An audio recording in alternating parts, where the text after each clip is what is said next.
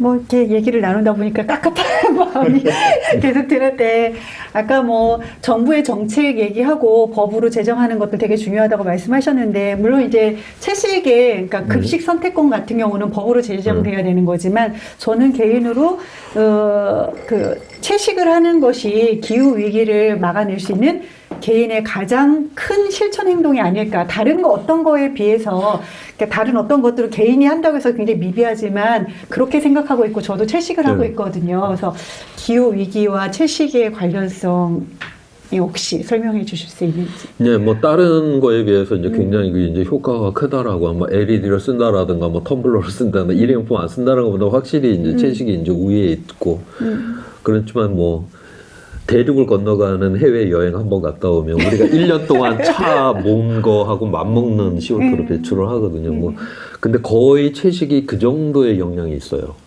채식이 그럴 수밖에 없는 게 일단은 우리가 그 고기를 소고기 1kg을 이제 얻으려고 하면 옥수수를 한 10kg에서 한 15kg 정도를 이제 소한테 먹여야 되는 거죠. 어떤 면에서 15kg 이 정도면 굉장히 많은 사람이 먹을 수 있는 걸 누군가의 이제 1kg의 소고기를 위해 갖고 그만큼 써야 된다. 그래서 지금 전 세계에 경작지의 한 3분의 1을 옥수수나 이제 콩을 심죠. 이건 우리가 이제 가축을 이제 키우기 위해 갖고서 지금 그렇게 하고 있는데 만약 우리가 채식을 통해서 그러한 이제 가축의 비율을 많이 줄이게 된다라고 하면 그러면은 훨씬 더 이제 적은 농토를 써도 되는 거죠. 그런 것들이 이제 그냥 생태계로 다 돌아갈 수도 있고 이런 측면에서 그래서 다른 것보다는 굉장히 효율적인 이런 측면들이 있다. 그런 측면에서 저는 그건 역시도 개인을 떠나서 그것도 법을 만들어서 네. 그런 어떤 뭐 군대부터 해서 이런 급식하는 것 때부터 이런 채식이 기본적으로 다 이게 선택 전체를 저는 도덕으로다가 해결을 못한다는 쪽이기 때문에 이거를 각자가 좀 선택을 해서 그러한 어떤 분위기를 조성할 수 있는 그런 여건을 만드는 건 굉장히 중요하다고 생각합니다. 네.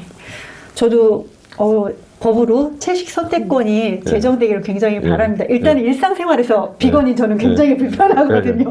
많은 선택지가 없고. 그래서 여하튼, 뭐, 한 사람의 비건보다는 100사람의 채식 지향의 인구가 늘어나는 것이 더 중요하다고 생각을 하고 있고요. 그러면서 5번째 질문으로, 시민 질문으로 넘어가 볼게요. 9023님이 보내주셨어요. 사회적 약자 계층이 특히나 기후위기에 더 많이 위험에 노출되는 것 같습니다. 기후위기가 야생동물에게, 여성에게, 사회적 약자에게 어떻게 위험을 야기하는지 박사님 이야기를 듣고 싶습니다. 그리고 나아가 어떤 대안책을 제시할 수 있는지도 듣고 싶습니다. 이렇게 보내오셨네요. 일단 유엔에서는 기후위기 대응을 불평등의 이 문제하고 같이 묶죠.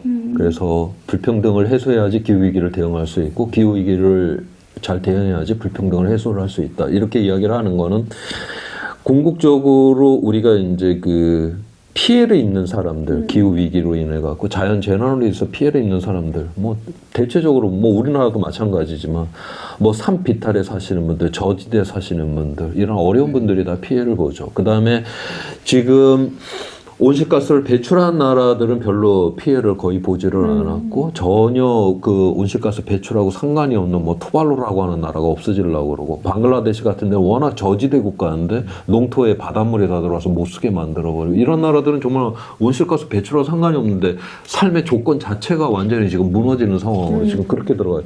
굉장히 이게 불평등하고 불공정한 이러한 어떤 그런 좀 정의롭지 않은 이런 세계를 갖다 지금 반영을 하고 있다. 지금 그렇게 볼 수가 있는 것이고요. 그래서 우리가 이 피해라고 하는 이 자체가 예를 들어서 100만 원을 버는 분들이 이런 자연 재난이 와갖고 50만 원 피해를 봤다.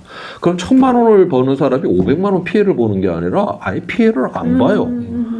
그래갖고 이건 재난이 일어나면 일어날수록 불평등의 이런 어떤 고통이라고 하는 것이 증폭이 될 수밖에 없는 이러한 측면이 있다라고 하는 것이고요. 거기서 동물의 이 문제는 저는 뭐 이 문제는 어떻게 보고 싶냐면 육상 위에 있는 모든 척추동물을 이제 한 군데 모아갖고 무게를 재면 인간이 한 32%를 차지해요. 거기에서 이제 더욱더 놀라운 거 우리가 잡아먹으려고 키우고 있는 가축이 67%예요. 뭐 닭을 600억 마리를 1년에 잡아먹는 인간이니까 67%. 그래서 야생은 1%밖에 없어요. 육상 위에 있는 그 척추 동물 중에서.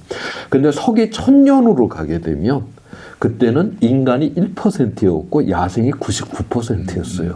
지금 인간이 많아도 너무 많죠. 이 생태계 안에서 인간이 차지하고 있는 이 비중은 이 상태로단 지구가 견뎌낼 수 없을 정도로 지금 인구가 지금 77억인데 1년에 지금 1억씩 늘어나요, 지금.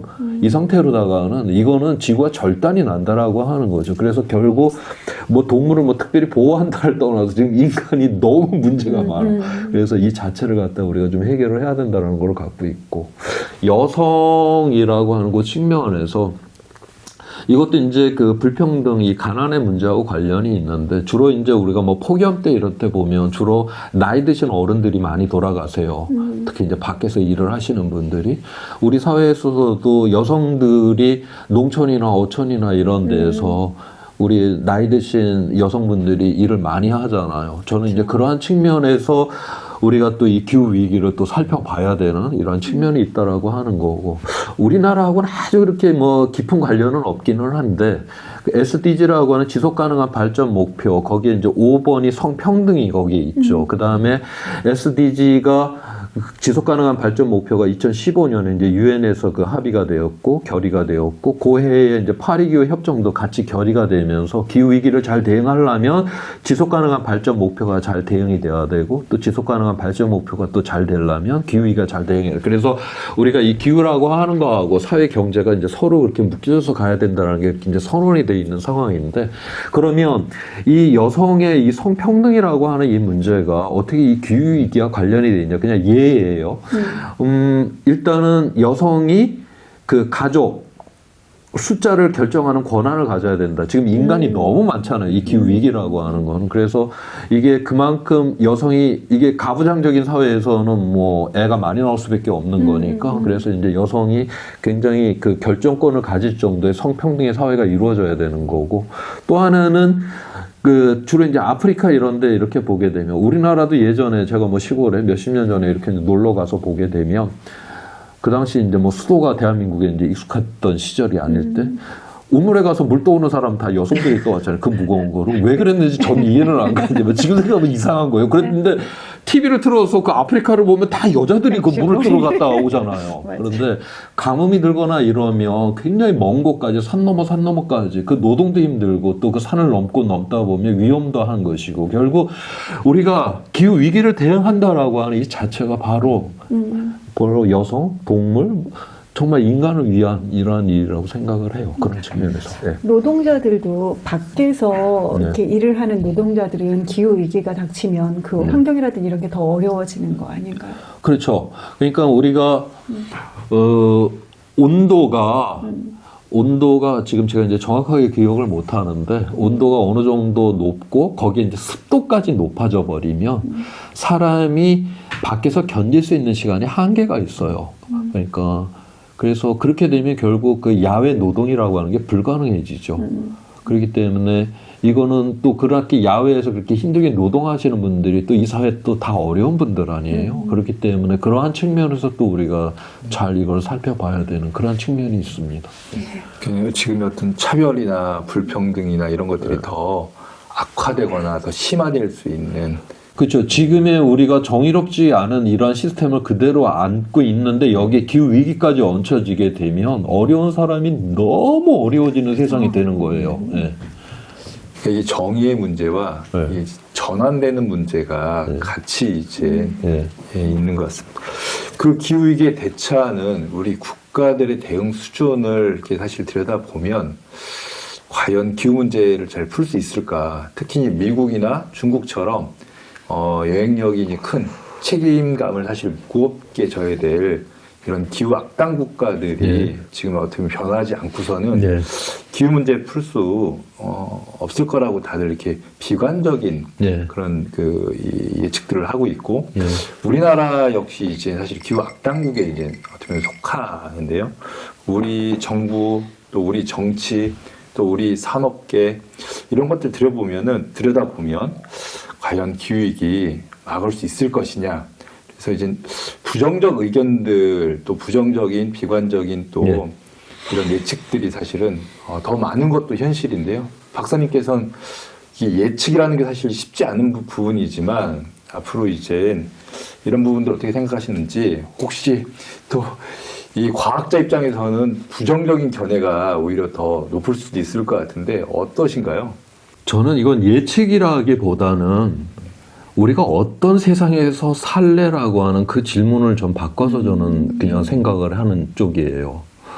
그러니까 우리가 이렇게 정의롭지 않은 세상 속에서 기후 위기가 와서 그 정의롭지 않은 세상이 더욱더 증폭이 되는 그러한 세상에서 살 것이냐. 저는 그런 세상은 그냥 망해버리고 없어져야 된다고 생각을 해요. 거기서 인류가 꼭 존재를 해야 되는 이유도 저는 없다라고 생각을 하는 것이고요. 우리가 함께 사는 이유는 경쟁에서 이기고 맨 꼭대기에 올라가기 위해서가 아니죠. 우리는 서로 돌보고 아끼고 나누고 연대하기 위해서 우리는 함께 사는 그런 존재라고 하는 이런 가치 속에서 결국 오늘날 우리가 기후 위기다라고 하는 거 뭐 이게 뭐 비용이더니 뭐하니 뭐 어느 나라가 어떠니 지금 이런 거 지금 따질 만큼 우리가 지금 그렇게 여유로운 지금 상황도 아니에요. 그러니까 그러한 어떤 파국적인 상황 속에서 살아볼래? 아니면은 정의로운 세상을 만들어 놓고 한번 살아볼래라고 하는 정말 그 기후위기의 그런 붕괴에 그런 세상에서 살 바에는 그냥 망해버리라고 놔두는 게 낫지 않나? 결국 우리는 그 질문, 그러니까 결국 그 최악의 그 붕괴 앞에서 과연 우리는 무엇을 할 것이냐라고 하는 그냥 그 질문으로다가 우리 스스로가 한번 그 앞에서 우리는 대답을 해야 되지 않나. 저는 그렇게 생각합니다. 예. 어떻게 선택과 우리가 가야 될 길의 그 문제다라고 예. 봐야 되겠군요. 예. 예. 지금까지 아주 좋은 말씀 많이 해주셨는데요. 끝으로 우리 시민들한테 마지막으로 한 번 더 이렇게 강조해서 말씀하시고 싶은 게 있으시다면 정리의 말씀 한마디 해주시죠.